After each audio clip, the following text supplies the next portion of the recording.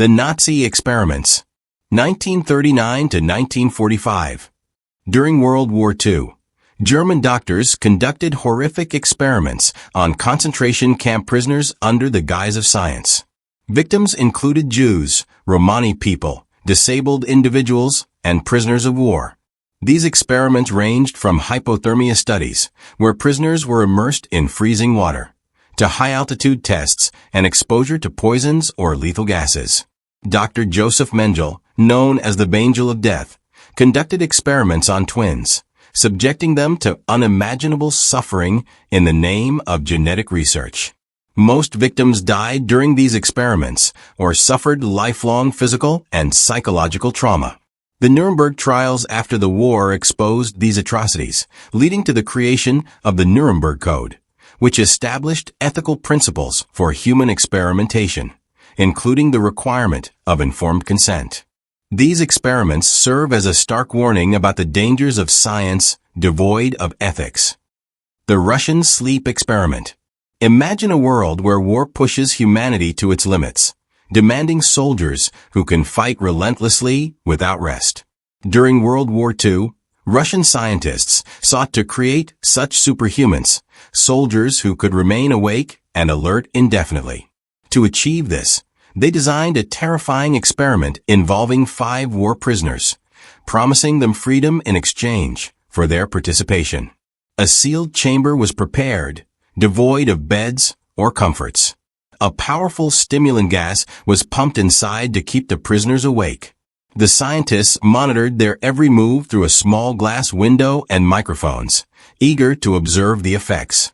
For the first 5 days, everything seemed normal.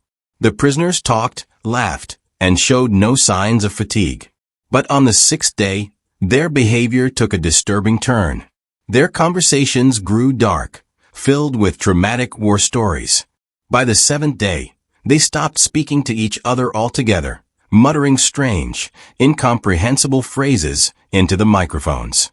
By the 9th day, the nightmare truly began. One prisoner let out an ear-piercing scream, so loud and prolonged that his vocal cords tore. He fell silent, but the terror didn't stop. Soon, others began screaming or whispering in chilling tones. The scientists, unable to understand what was happening, grew increasingly alarmed. On the 15th day, the scientists decided to intervene. They replaced the stimulant gas with clean air, but what followed was horrifying. The prisoners screamed in agony, begging for the gas to be turned back on. Their addiction to the stimulant had overtaken them. When the researchers entered the chamber, they were met with a gruesome sight: blood-soaked floors, mutilated bodies, and organs grotesquely exposed. One subject lay dead, while others had become cannibals, feasting on their own flesh. The remaining prisoners displayed inhuman resilience, feeling no pain and rejecting anesthesia during surgery. They begged for more gas, their twisted addiction driving them to madness. In a horrifying climax, one researcher, overcome by the nightmare, shot a commander and confronted the prisoners. When asked, "Who are you?" one prisoner gave a chilling smile and whispered, "We are the demons growing inside you." As the subject collapsed, his final words echoed with haunting clarity, "So nearly free." This tale, fictional yet deeply unsettling, reminds us of the fragility of the human mind and the dangers of unchecked ambition. Unit 731, A Dark Chapter in Human History. In 1938, during the Second Sino-Japanese War, the Japanese Army formed Unit 731, a facility dedicated to the development of biological weapons and the conduct of inhumane experiments on wartime prisoners and local villagers. This chilling unit was led by Lieutenant General Shiro Ishii and received full support from Japan's universities and medical schools. What took place within Unit 731 was beyond imagination, leaving behind a legacy of horror that even decades later, Japan struggled to fully acknowledge. The experiments conducted at Unit 731 were so horrific that their full extent remains unknown.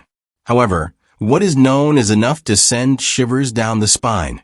Prisoners were subjected to freezing experiments where their hands were submerged in ice-cold water until they were entirely frozen.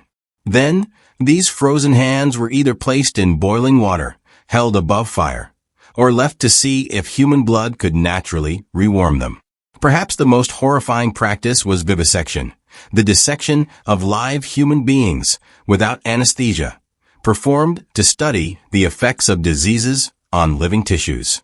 People infected with diseases were cut open alive to track the progression of the illness inside their bodies. These acts stripped victims of every ounce of humanity. The unit also targeted women with unspeakable cruelty. Female prisoners were raped until they became pregnant, after which they were subjected to experiments, such as testing the effects of gunshots on pregnant bodies or injecting diseases into them to observe how the infections affected their fetuses. These acts of dehumanization showcased a chilling disregard for life. Syphilis, a sexually transmitted disease, was intentionally injected into male prisoners, and doctors would observe its long-term effects. The twisted goal was to understand how the disease spread and affected the body, but at the cost of countless innocent lives. By 1945, as Japan faced defeat in World War II, Unit 731 was destroyed, and survivors of these experiments were shot dead to hide the evidence. The remaining staff were forced to swear an oath of secrecy, leaving the atrocities buried for years. Unit 731 stands as one of history's darkest chapters, a chilling reminder of the devastating consequences of unchecked power and unethical scientific pursuits. The pain it caused echoes through time, and while the facility was destroyed, the scars it left on humanity remain.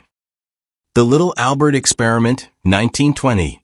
In 1920, John B. Watson and his graduate student Rosalie Rayner conducted one of psychology's most controversial experiments at Johns Hopkins University. Their goal was to show that fear could be conditioned in humans. The subject, a 9-month-old baby named Little Albert, later believed to be Douglas Merritt, initially showed no fear toward a white rat or other animals. However, Watson and Rayner paired the sight of the rat with a loud, frightening noise by striking a steel bar. After repeated pairings, Albert developed a fear of the rat alone, which eventually generalized to other furry objects like rabbits, dogs, and even fur coats. While this study demonstrated classical conditioning in humans, its ethical issues are undeniable. Little Albert experienced distress, and the researchers made no effort to decondition his fears.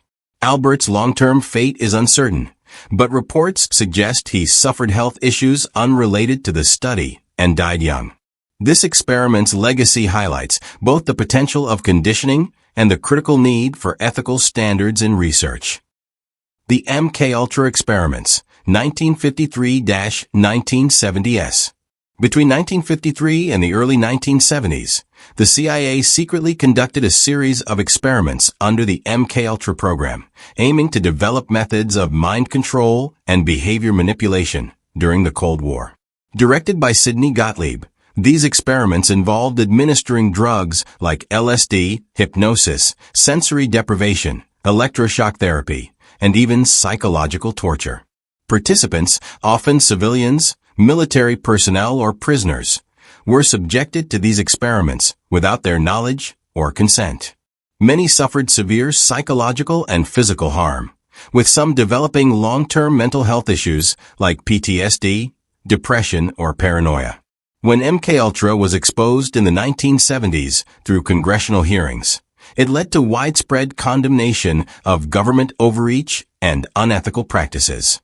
This scandal prompted reforms, including stronger oversight of intelligence agencies and stricter regulations on human research, like the establishment of institutional review boards. The Tuskegee Syphilis Study, 1932 to 1972. The Tuskegee Syphilis Study, conducted by the U.S. Public Health Service and the Tuskegee Institute, is one of the darkest chapters in American medical history. Under the guise of offering free healthcare, researchers observed the progression of untreated syphilis in 600 African American men from Macon County, Alabama. Out of these, 399 had syphilis and 201 did not. The participants, unaware of their actual condition, were told they were being treated for bad blood.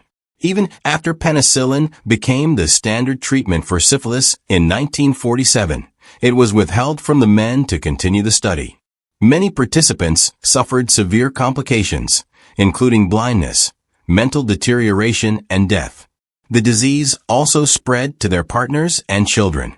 The long-term effects included deep mistrust among African Americans towards the medical establishment, contributing to racial disparities in healthcare. Public outrage erupted in 1972 when journalist Jean Heller exposed the study, leading to its immediate termination. Survivors were awarded a $10 million settlement, and in 1997, President Bill Clinton issued a formal apology. The tragedy led to stricter regulations for medical research, such as the requirement for informed consent and the establishment of institutional review boards.